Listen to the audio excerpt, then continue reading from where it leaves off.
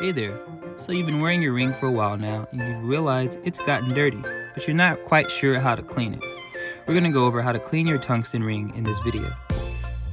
The first thing you're going to do is grab a few drops of dish soap and warm water. Go ahead and grab a cotton cloth and your microfiber cloth. You should have received that when you made your purchase.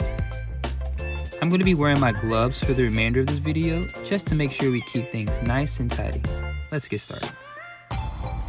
So first thing we're going to do is dip your ring into the water, and you're going to dip the corner piece of your towel in the water as well.